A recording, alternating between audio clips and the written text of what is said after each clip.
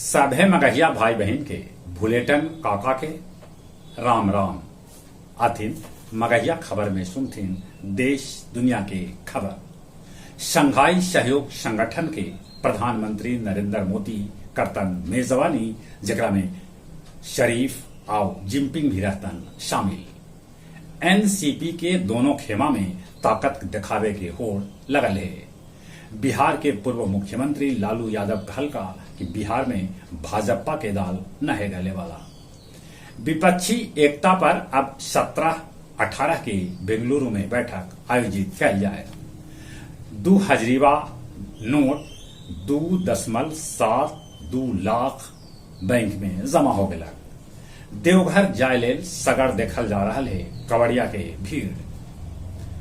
दोस्तों की नजर में नीतीश कुमार किताब के कैल गेल लोकार्पण। पीएम आवास पर ड्रोन उड़ी देखल गेल। नौकरी के बदले जमीन मामला में बिहार के डिप्टी सीएम तेजस्वी पर आरोप पत्र दर्ज।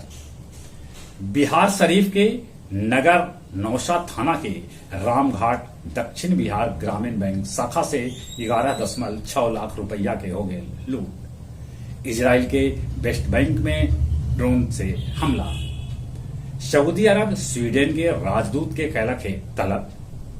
कंबोडिया के राजधानी नोम पेन के नाइट क्लब में आग लगे से 8 आदमी के है मौत के खबर। फ्रांस में न रुक रहा है दंगा फसाद। गया जी गोल पत्थर भी सीमेंट लदल ट्रक पलटे से जाम के स्थिति बनल रहल। देवघाट और सीताकुंड में फाल्गु महाआरती के आयोजन आषाढ़ पुनिया के अवसर पर कैल गेल। गुरु पूर्णिमा पर धर्म सभा भवन गया जी में सुरधारा कैलक गुरु सम्मान समारोह के भव्य आयोजन। और अब कुछ खेल के समाचार। नीरज चोपड़ा कर रहलन है 90 मीटर भाला फेंके के प्रयास। सैफ चैंपियनशिप के फाइनल में आज 9वां बेर खिताब जीते लेल भारत लगौलक जोड़। यूक्रेन, इजराइल और स्पेन के फुटबॉल टीम ओलंपिक लेल क्वालिफाई कर गया। चलित एक बार फिर से अपने सभी के बुलेटिन काका के राम राम।